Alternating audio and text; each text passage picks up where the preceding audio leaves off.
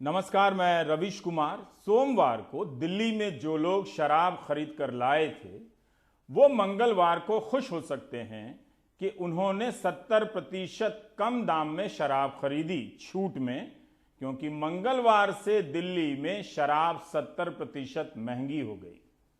तेलंगाना ने भी शराब की कीमतों में 50% से अधिक की वृद्धि करने का फैसला किया है। कर्नाटक में सोमवार को 48 करोड़ की शराब बिक गई।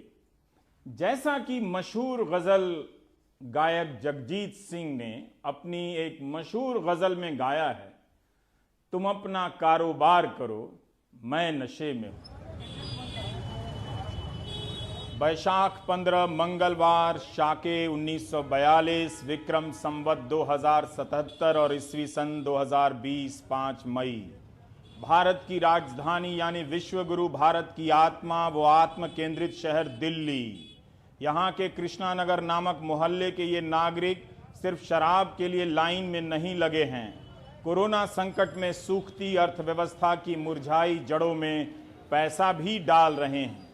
तभी तो इनके योगदान को महत्वपूर्ण जान नागरिक ने जमीन से ही पुष्प वर्षा की योजना बनाई है। ये मामूली दृश्य नहीं है। पीने वालों को शराबी नशेड़ी बोलकर जाने क्या क्या कहा गया, उन्हें कितना अपमानित किया गया। किसने सोचा था कि शराब पीने वालों पर फूल बरसाएंगे। यह महान दृश्य ऐतिहासिक व भारतीय है। कोरोना काल का सबसे मौलिक दृश्य है। मेरी आंखें नम हो गई हैं, तुम अपना कारोबार करो, मैं नशे में हूं।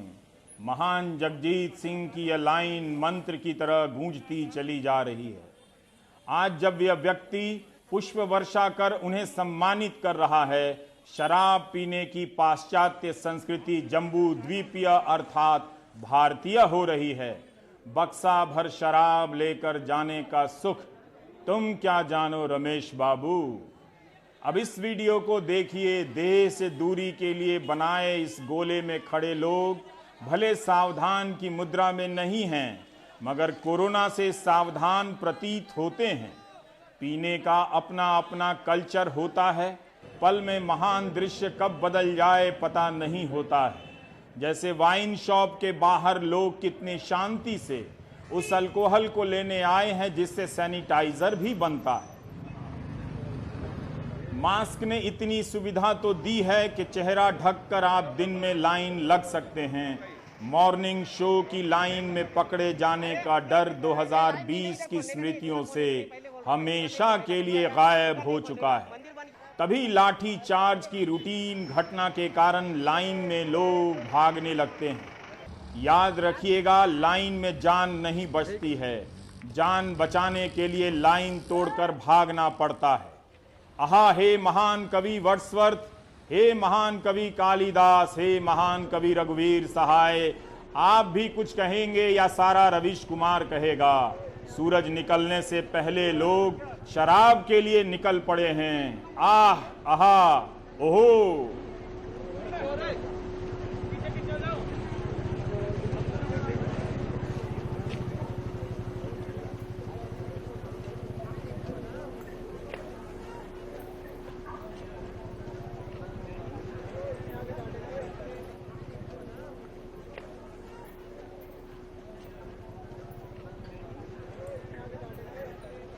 कितनी देर से खड़े हैं आप यहाँ पे? मैं 4 बजे से खड़ा हूँ। सुबह 4 बजे से? हाँ जी। शराब महंगी हो गई है 70%, तो लग नहीं रहा है कि महंगी हो गई, खरीद पाए? महंगी होगी, लेकिन बाद में इन्होंने वो लगाया ना, यहाँ पे स्लिप लगाई है, सुबह लगाई स्लिप। गलत काम करा सरकार ने। एक तो शराब मिल नहीं रही, ऊपर से और महंगी कर दी। सुबह 4 बजे से आप इंतजार कर रहे हैं शराब के लिए? हाँ जी। ऐसा क्यों? बस लेनी थी, बहुत दिन हो गए थे, मैंने ले लें 2-3 बोतल, लेकिन ये तो अपने अपने आदमी को निकलवा के ठेके वालों ने बंद करवा दिया। देखो सर, शराब के ठेके तो बंद ही नहीं होने चाहिए थे। जैसे राशन की दुकानें खुली हैं, ऐसे ये भी खुली होनी चाहिए थी। शायद आज इतनी भीड़ नहीं होती। टाइमिंग होनी चाहिए थी सुबह 10 बजे से 7 बजे तक। ये अगर ठेके पहले खुले होते या बैरिकेडिंग की होती तो इतनी भीड़ ना होती। पुलिस अगर प्रशासन अगर इनको 10-10 आदमी करके आगे भेजती तो इतनी भीड़ नहीं होती। भारत में कोरोना का संकट नए नए महान और भव्यतम दृश्यों की रचना कर रहा है। आजकल जब भी कोई संकट राष्ट्रीय घोषित होता है, योगदान महत्वपूर्ण हो जाता है। देह दान से भी बड़ा हो चुका है योगदान। अगर आप योगदान करते हुए पाए गए तो आपकी शान में मुमकिन है कि बैंड बाजा बजवाया जाएगा। इसीलिए आप पेट्रोल नहीं भराते हैं, अब आप अर्थव्यवस्था में योगदान करते हैं। आप ज्यादा योगदान कर सकें इसलिए दिल्ली सरकार ने आपके लिए डीजल 7 रुपए 10 पैसे और पेट्रोल 1 रुपए 67 पैसे महंगा कर दिया है। दुनिया के बाजारों में कच्चा तेल पानी हो गया, दिल्ली के बाजार में डीजल पेट्रोल ने अपनी खोई हैसियत बचा ली, अपना दाम बढ़ा लिया है। उम्मीद है पेट्रोल पंप पर जब लोग जाएं तो कोई पुष्प वर्षक मिल जाए। आप भी थोड़ा इंतजार कर लें, पुष्प वर्षक आता ही होगा। इन फैसलों का स्वागत करना सीख लीजिए। मिडिल क्लास के हाई क्लास होने का टाइम आ गया है। असर किस तरह का पड़ेगा आपके ऊपर इसका? वैसे नहीं, पहले भी 4-5 रुपये बढ़ रहे थे, कोई दिक्कत नहीं हो रही थी। अब 1 रुपये बढ़ गए तो क्या दिक्कत? असर तो पड़ेगा जी, महंगाई तो बढ़ रही। लॉकडाउन में 1-1 रुपया मतलब बहुत ज़्यादा मतलब वो अहमियत रखता है। फर्क तो पड़ता है सर। कमाई वैसे भी ज़्यादा नहीं है इस समय कमाई वैसे भी ज़्यादा नहीं है और इसमें काम कर रहे हैं हम लोग सर। नहीं भैया, फ़र्क तो पड़ता ही है, हमको नहीं, गरीब आदमी को तो पड़ता ही है। हम लोग भी मिडिल क्लास आदमी हैं। अच्छा। किसी तरीके से गाड़ी खरीद के चलाते हैं। अच्छा। आज तो अपनी वाइफ को लेने आए हैं इतनी दूर। दुनिया भर में अगर मजदूरों का इतने व्यापक पैमाने पे कहीं माइग्रेशन यानी पलायन चल रहा है तो वो भारत है, जिसकी पैदाइश का कारण तालाबंदी है। तालाबंदी कितनी सफल रही यह तय करेगा प्रोपेगेंडा, मगर सच्चाइयां अपना रास्ता ढूंढती रहेंगी। लोगों ने वीडियो चिट्ठियां शुरू कर दी हैं। हैदराबाद से बिहार के मजदूरों ने बिहार के मुख्यमंत्री को एक वीडियो चिट्ठी भेजी है। वो चिट्ठी उमा सुधीर के जरिए हम तक पहुंची है, लेकिन मजदूरों ने जो सीखा है वो कायदा इस चिट्ठी में नहीं भूले। भले ही सरकारों ने जो सीखा था लोगों की सेवा करने का वो भूल चुकी है।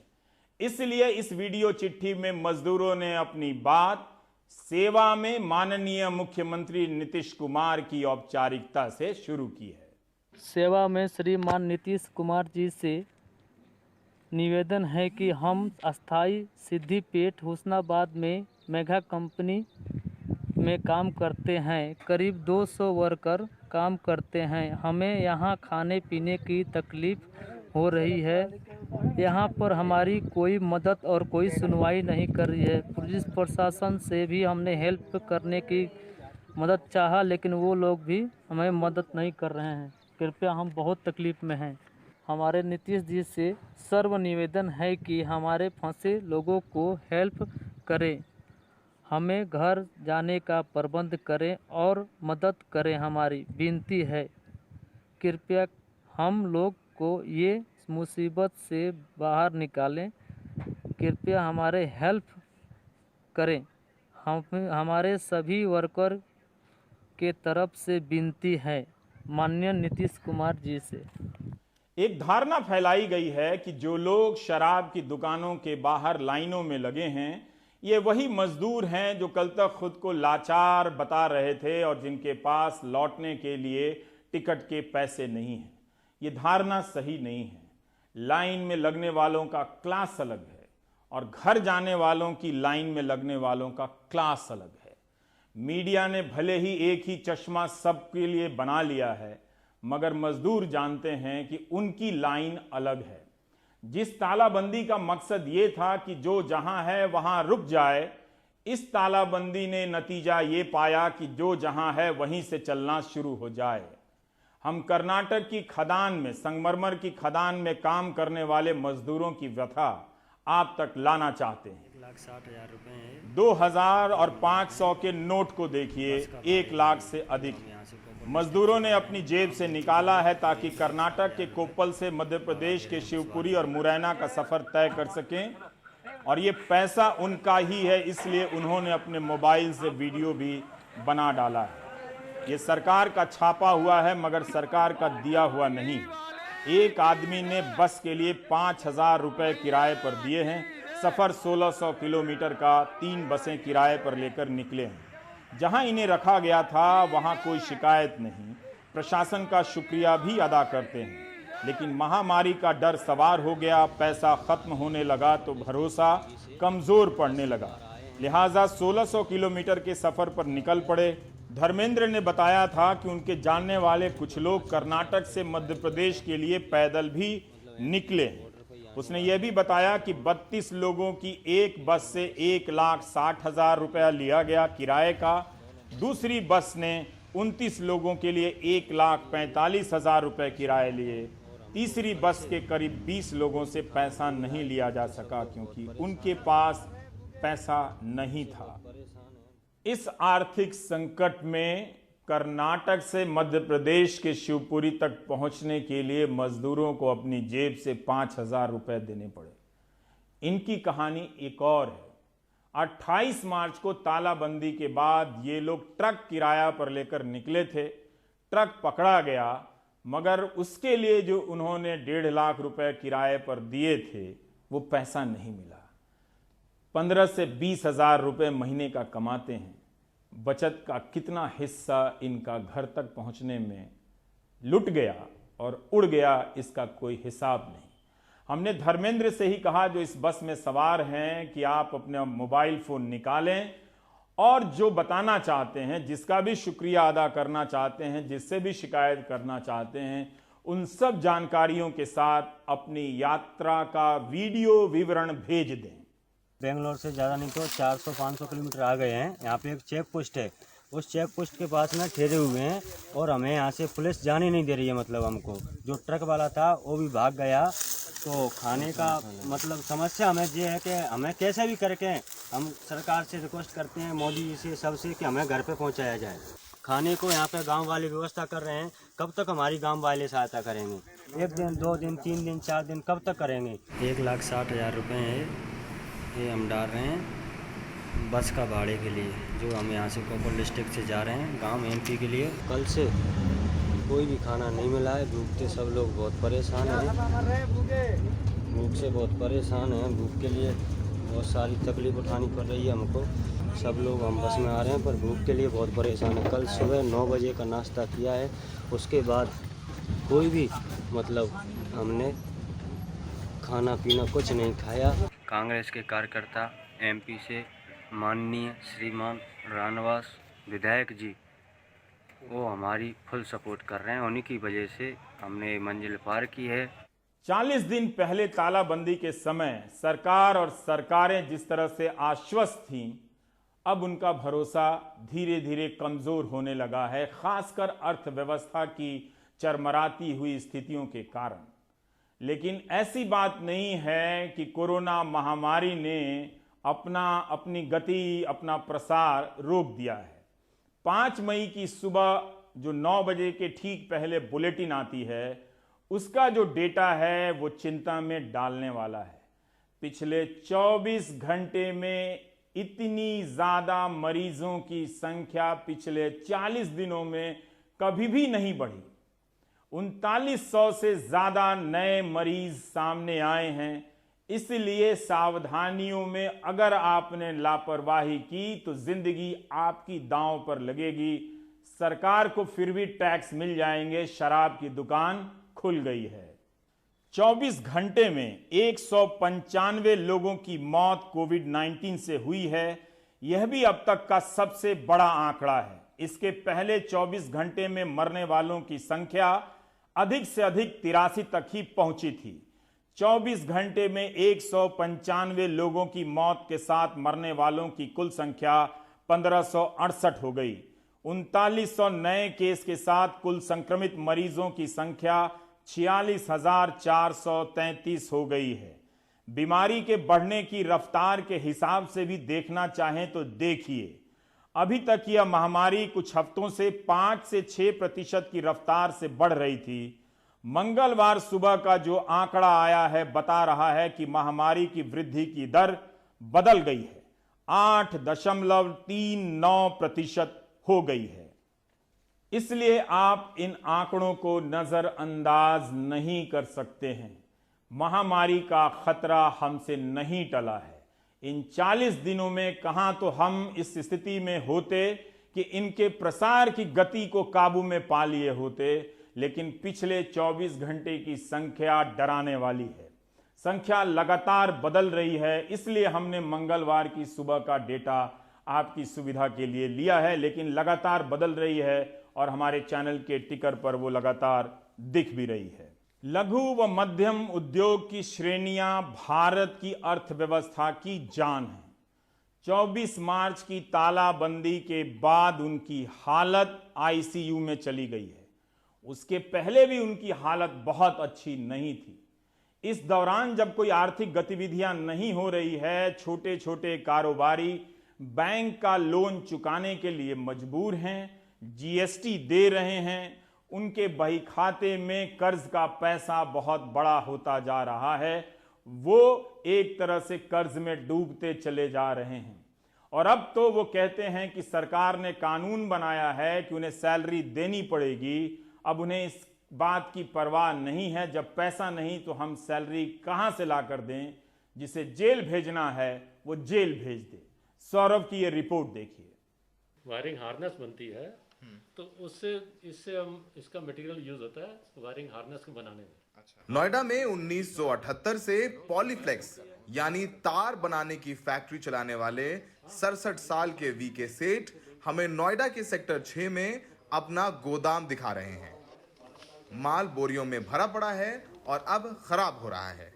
वीके सेठ बताते हैं कि इन्होंने इस महीने कर्मचारियों को वेतन नहीं दिया और यही हालात रहे तो फैक्ट्री बंद करने की नौबत आ जाएगी। हमारा कुछ मटेरियल ऐसा है कि कुछ चूहे काट जाते हैं, खराब हो जाता है, और जो नीचे पड़ा होता है वो सीलन की वजह से मटेरियल खराब हो जाता है। लोगों की पेशेंस खत्म होती जा रही है। बहुत सारे लोग ऐसे हैं जिन्होंने कह दिया कि सर इसके बाद हम फैक्ट्री नहीं चला पाएंगे, अगर ये हालात इसी तरह रहा हमारे बस का नहीं, हम फैक्ट्री चला पाएंगे, इतने लॉसेज हमारे हो रहे हैं। नोएडा के अमित गुप्ता को बिहार और यूपी सरकार ने बाढ़ रोकने के लिए काम में आने वाले मिट्टी के बोरे तैयार करने का कॉन्ट्रैक्ट दिया है, लेकिन पिछले 1 महीने से सरकारी दफ्तरों के चक्कर लगा रहे हैं। अमित गुप्ता का कहना है कि अगर ये बोरे तैयार नहीं हुए तो लोग कोरोना से ज्यादा बाढ़ में मर जाएंगे। लेबर की जो पेमेंट सैलरीज की दिक्कत आ रही है बहुत ज़्यादा, कि अब काम चालू नहीं होगा तो सैलरीज कैसे देंगे। दूसरी चीज़ क्या है कि हम लोग जो भी बाढ़ नियंत्रण में काम होता है, बाढ़ को रोकने के लिए हम लोग जियो वैक्स और गेविन सप्लाई करते हैं, जो कि गोरखपुर, गोंडा, लखीमपुर खीरी, पूरा बिहार, असम, और अभी आपको मालूम है कि 1 जून से सब जगह बाढ़ आने का टाइम चालू हो जाता है। तो अगर हम लोग वैक्स सप्लाई नहीं कर पाएंगे तो वहाँ पर बाढ़ आ जाएगी और लाखों आदमी जिंदगी खो देंगे। सरकार ने आदेश दिया था कि लॉकडाउन के दौरान सभी कंपनियां कर्मचारियों को वेतन देंगी, लेकिन काम बंद है। पहले से ही आर्थिक मंदी से जूझ रहे एमएसएमई सेक्टर ने मार्च महीने का वेतन तो दे दिया, लेकिन अप्रैल के लिए सबने हाथ खड़े कर दिए हैं। वेतन देने के पैसे नहीं हैं, सरकार चाहे तो जेल भेज दे। आज की डेट में हमारे पास एक भी पैसा नहीं है, तो हम कहां से किसको पैसा देंगे। आप वहां से आदेश बैठ के निकाल देते हो कि आपको इतना पैसा देना है, पर क्या आपने उद्योगपति की दर्द समझा, उद्योगपति की मजबूरी समझी कि आज उसके क्या हालात हैं। कोई भी उद्योगपति 98% व्यक्ति बैंक से लोन लेके अपनी इंडस्ट्री चलाता है, और जब वो इंडस्ट्री चलाता है तो आपको राजस्व पूरा देता है, सैलरी पूरी देता है, बिजली के बिल पूरे पे करता है, उसके बाद कहीं 2 पैसे वो अपने घर लेके जाता है। आज लॉकडाउन के चक्कर में भी उसके ऊपर ब्याज बैंकों का चल रहा है। आपने डेफर करवा दिया, आपने जीरो नहीं कराया। हमारी सरकार से बार बार ये मांगती कि इसको जीरो करवाया जाए। नोएडा में अब 33% कर्मचारियों के साथ उद्योग चलाने की इजाजत है, लेकिन गाइडलाइन ऐसी हैं जिनमें फैक्ट्री चलाना मुश्किल है। जैसा नोएडा में दिल्ली या आसपास के शहरों से कर्मचारी काम पर नहीं आ सकते। जो नोएडा में हैं, उनके आने जाने की व्यवस्था भी इन निजी उद्योगों को ही करनी होगी। हमें अभी तक यही नहीं पता कि हमें कितने इंडस्ट्री के किसी एंटरप्रेन्योर को कितने श्रमिक वहाँ पर हमें कहाँ अप्लाई करना है, कहाँ से हमको पास मिलेंगे। क्या दिल्ली में जो हमारे श्रमिक रह रहे हैं वो उनको आने के लिए परमिट होगा? जो फरीदाबाद में हमारा मैनेजरियल स्टाफ रह रहा है, क्या उनको यहाँ पर आना इजी रहेगा? अभी बहुत सारी चीज़ें हैं कि जो शायद हमें नहीं पता है। नोएडा औद्योगिक संघ के मुताबिक पूरे नोएडा, ग्रेटर नोएडा में 10,000 से ज़्यादा उद्योग हैं, जिसमें 8 से 9 लाख से ज़्यादा श्रमिक काम करते हैं, और हर साल सिर्फ नोएडा से सरकार को लगभग 18,000 करोड़ का टैक्स प्राप्त होता है। ये फैक्ट्रियां शुरू तो हो रही हैं, पर यहाँ काम करने वाले मजदूर भूख से परेशान होकर या तो जा चुके हैं या जाने का इंतजार कर रहे हैं। सवाल यही है कि इन उद्योगों में काम करने के लिए मजदूर कहां से आएंगे। पहले नोटबंदी, फिर जीएसटी और अब ये कोरोना के चलते लंबा लॉकडाउन। सबसे ज्यादा मार इन लघु और मध्यम उद्योगों पर पड़ी है। लेबर जा चुकी है, काम करने वाला कोई है नहीं, गाइडलाइंस क्लियर नहीं है, तमाम प्रैक्टिकल प्रॉब्लम्स हैं जो इन्हें फेस करनी पड़ रही है। अब यही देखना होगा कि कब वापस इन बंद पड़ी फैक्ट्रियों में मशीनों का शोर गूंजेगा और लोगों को रोजगार मिलेगा। नोएडा में शशिकांत झा और अरविंद उत्तम के साथ सौरभ शुक्ला, NDTV इंडिया। कांग्रेस सांसद राहुल गांधी ने आज अर्थशास्त्र में नोबेल पुरस्कार प्राप्त अभिजीत बनर्जी से बात की। अभिजीत बनर्जी ने इस बातचीत में बताया कि सरकार को लघु व मध्यम उद्योगों को बचाने के लिए क्या करना चाहिए। एक सुझाव निकलकर आया है कि एक क्वार्टर यानी एक तिमाही यानी 3 महीने का लोन माफ कर देना चाहिए, वो हिस्सा सरकार को देना चाहिए, वरना गली गली में अच्छे खासे लोग बेरोजगार होते हुए आपको नजर आएंगे। So we could do a bit more than that so that you don't actually have to pay for a quarter where you never pay. It's not just a matter of rescheduling it, just permanently cancel it. We could do that, but beyond that, I think it's not clear that targeting the MSME sector is the right channel. It's more reviving demand, giving money in the hands of everybody so that they go buy in the stores or they buy consumer goods. The MSME sector produces a bunch of stuff that people will want. आपने सुना होगा कि बार बार ये चेतावनी दी जाती है कि corona का प्रसार ना हो, इसके लिए अपने हाथ साफ रखें और साबुन से या सैनिटाइजर से इसे 20 सेकंड तक आप इसे धोएं ताकि जो वायरस है, विषाणु है, वो हाथ से निकल जाए। पर क्या सबके लिए पानी है? इसी महामारी के बीच में तापमान भी बढ़ता जा रहा है। देश के कई इलाकों में पानी का संकट पैदा होना शुरू हो गया है, जिस तरफ हमारा अभी ध्यान नहीं गया है। जो लोग सिर्फ शराब की दुकानों के बाहर लगी लाइनों को दिखा रहे हैं, उन्हें ये लाइन भी अब दिखानी पड़ेगी कि आम आदमी उस पानी को लाने के लिए अभी से ही 3-3 किलोमीटर की यात्राएं शुरू कर चुका है। अब आप इस वीडियो में देखिए कि पानी के लिए महिलाएं कितने गहरे कुएं में और किन रास्तों से उतर रही हैं। इसी पानी से तो हैंड वॉश करना है आफ्टर एवरी 20 मिनट्स लेकिन गांव की औरतें इस पानी को लेने के लिए 3 किलोमीटर पैदल चलकर आई हैं, जान जोखिम में डाल रही हैं। बगैर पानी का इंतजाम किए हम 5 ट्रिलियन इकोनॉमी के स्लोगन में बहक रहे थे।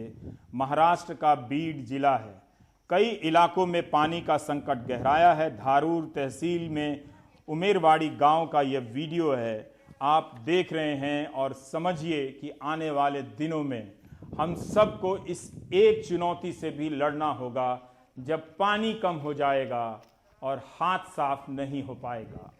एक और समस्या पैदा हो रही है क्वारंटीन सेंटर से। क्वारंटीन के लिए भी अलग अलग नियम बनाए गए हैं। कहीं 14 दिनों के लिए क्वारंटीन किया गया है, कहीं 21 दिनों के लिए, और कहीं पर 21 दिनों से ज्यादा हो गए हैं मगर उन्हें छोड़ा ही नहीं जा रहा है। कई तरह की प्रक्रियाओं में लोग उलझे हुए हैं।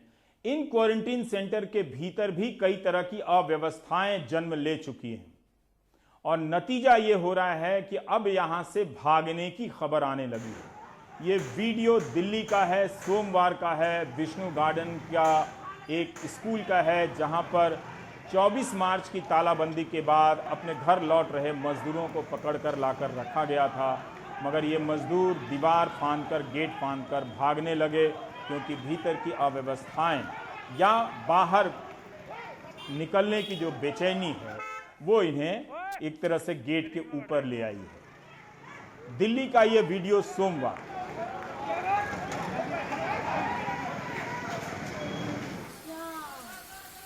अब दूसरा वीडियो बिहार के कटिहार के ऋषि भवन क्वारंटीन सेंटर का है। आप देखिए कि किस तरह से पीछे के रास्ते से लोग उतर रहे हैं, खिड़कियों के रास्ते से दीवारें फांदकर गलियों में भाग रहे हैं। स्थानीय लोगों ने ये वीडियो बनाकर हम तक पहुंचाया है।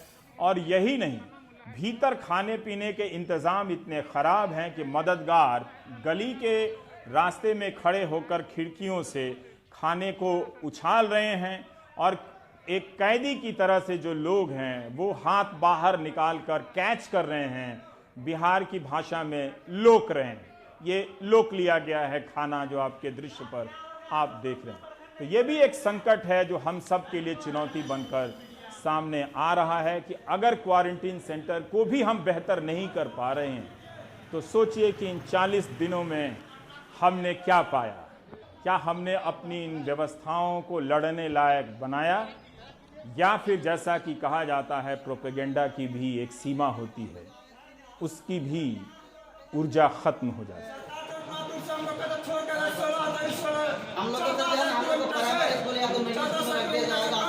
कहाँ से आए हैं? पंजाब से। अब हम लेते हैं एक ब्रेक के बाद जब लौटेंगे तो हम रिटेल सेक्टर में किस तरह की चुनौतियां आई हैं उसके बारे में प्रवीण खंडेलवाल से बात करेंगे।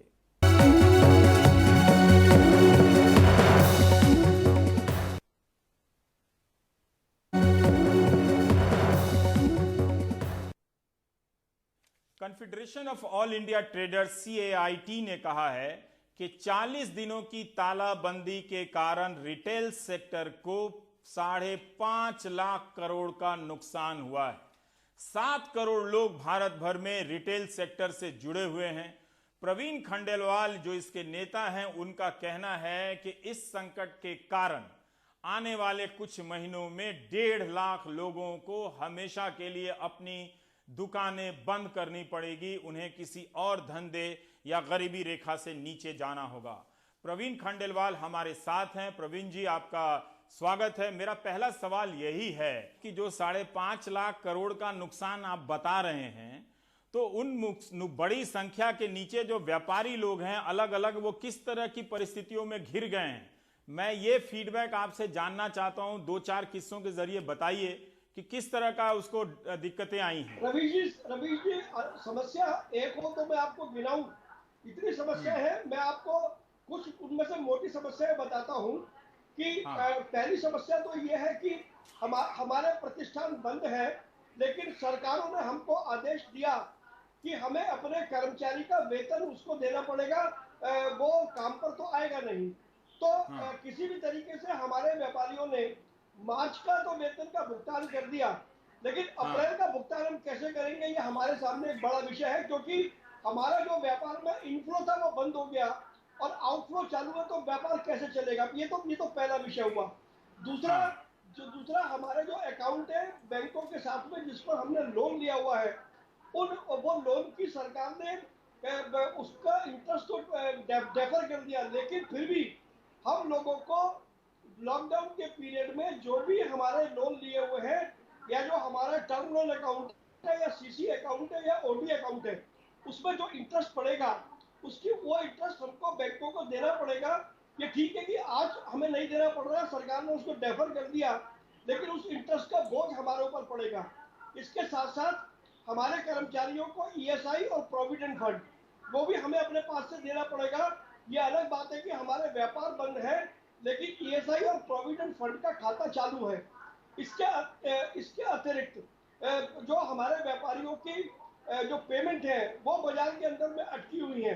सरकार के जो सरकारी विभाग है, MSME एक्ट में एक प्रावधान है कि 45 दिनों के अंदर पेमेंट हो जानी चाहिए। देश के अनेक केंद्र सरकार के और राज्य सरकार के विभाग हैं जिनसे 45 दिन के 90 दिन में भी हमारे व्यापारियों को पैसे नहीं मिलते हैं। तो कुल मिलाकर के मैं ये देखूं, अगर मैं आपको मोटे शब्दों में बताऊं, तो हमारी दुकान बंद है, लेकिन हमारे ऊपर खर्चे का बोझ लगातार से जारी है। आखिर कैसे हमारे व्यापारी इन खर्चों का बोझ बर्दाश्त कर पाएंगे, ये एक बहुत बड़ा सवाल है। और इस सवाल को लेकर के बहुत व्यापारी डिप्रेशन में है, बहुत व्यापारी आशंकित है, हताश है और पूरी तरीके से निराश है। जैसे अभिजीत बनर्जी जो नोबेल पुरस्कार विजेता हैं, उन्होंने कहा कि MSME के जितने भी लोग हैं उनका 3 महीने का 1 तिमाही का लोन माफ कर दिया जाए। आप कह रहे हैं कि इंटरेस्ट सिर्फ डेफर किया गया है, तो आज नहीं तो कल देना ही पड़ेगा। यानी जब तालाबंदी खुलेगी, अर्थव्यवस्था कब दौड़ेगी और उस तरह से रवानगी में आएगी, तब आप उतना डबल कमाएंगे, तभी आप दे पाएंगे। तो मैं ये जानना चाहता हूं कि क्या आपकी सरकार से कोई बात हुई है? लग रहा है कि सरकार आपके लोन माफ करेगी। क्या आप इस दौरान जीएसटी भी चुका रहे हैं? क्या आप लोग इस तरह से अपनी मशीन या तरह तरह की चीजों पे, या जो बिजली का बिल होता है, जो फिक्स्ड बिजली का बिल होता है, वो सब भी चुका रहे हैं? इनमें रियायतों की मांग की है आपने?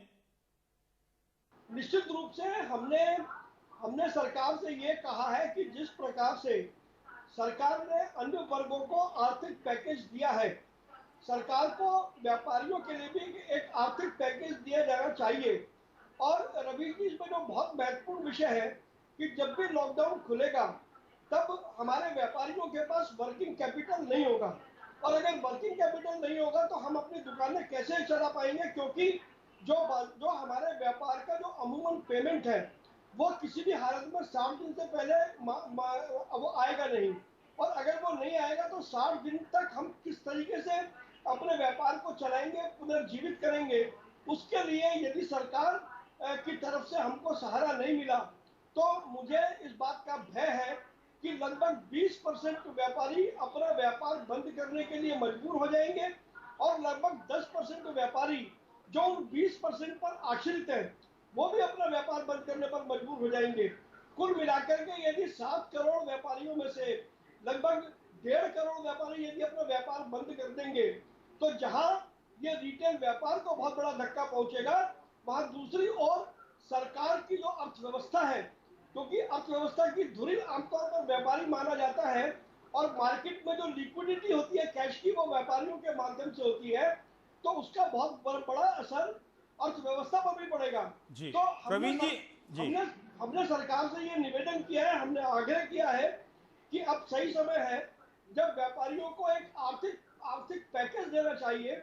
हम भी समझते हैं कि सरकार की अपनी मजबूरियां हैं, राज्य सरकार की अपनी मजबूरियां हैं, उनके भी फाइनेंशियल सोर्सेज बंद हुए हैं, लेकिन फिर भी हम भीख नहीं मांग रहे, हम व्यापारिक सुरक्षा मांग रहे हैं, और सरकार को हमारी हैंड होल्डिंग करनी चाहिए। ऐसा एक बात बताएं, कहना है। किसानों को किसान सम्मान योजना के तहत 2-2 हजार रुपए मिलते थे, तो 6,000 रुपए चले गए उनके, 2,000 रुपए दे दिया गया अप्रैल का। आप लोगों का भी तो कुछ घोषणा हुई थी कि व्यापारियों को 2,000 का पेंशन मिलेगा, तो वो पैसा गया है, मिल रहा है किसी को? देखिए रवि जी, एक तो पहली बात यह है कि उस पेंशन में बहुत कम लोग जुड़े हैं, क्योंकि उस पेंशन में एक प्रावधान ये है कि वो पेंशन केवल 40 साल तक की आयु के लोगों को मिलेगी, वो भी 3,000 रुपए मिलेंगे, और वो भी आज से 20 साल बाद मिलेंगे। सवाल ये है कि 40 से लेकर के 60 साल की आयु के जो लोग हैं उनको पेंशन फिलहाल नहीं मिलेगी, क्योंकि जो आज 40 साल का है उसको 20 साल बाद जब वो 60 साल की उम्र का हो जाएगा तब उसको पेंशन मिलेगी। तो ये पेंशन के कोई मायने नहीं है फिलहाल। और हेडलाइन बड़ी बन जाती है, मायने कैसे नहीं है, हेडलाइन बड़ी बन जाती है कि देश के व्यापारियों को 3,000 रुपया पेंशन दिया गया है। मुझे एक बात बताइए प्रवीण जी, मैं समझता हूं कि बहुत सारी अभी जो आपने कहा कि आपके पास बहुत सारे कर्मचारी होते हैं, इस 7 करोड़ जो व्यापार है रिटेल सेक्टर में, उनकी ईएसआई का पैसा आप नहीं दे पाएंगे, उनकी सैलरी नहीं दे पाएंगे, लेकिन नियम तो यह है कि कानूनी कार्रवाई होगी। तो अगर आप लोगों के खिलाफ आपराधिक मामले दर्ज होने लगे तो? नहीं, देखिए मुझे लगता है कि सरकार भी कहीं ना कहीं इस बात को समझेगी। सरकार भी, मैं नहीं समझता कि हमारी सरकार इतनी असंवेदनशील है कि वो हमारी मजबूरियों को नहीं समझेगी। वास्तव में आप मुझे बताएं रवीश जी, यदि एक महीने आपको पैसा ना मिले और उसके बाद आपसे कहा जाए कि आपके घर के अंदर जो नौकर है, आपका ड्राइवर है, आपके जो और लोग हैं, उनको आपको तनख्वाह देनी पड़ेगी, तो आप कहां से देंगे तनख्वाह? अरे ठीक है, चलिए एक महीना दे देंगे, लेकिन दूसरा महीना आप क्या करेंगे?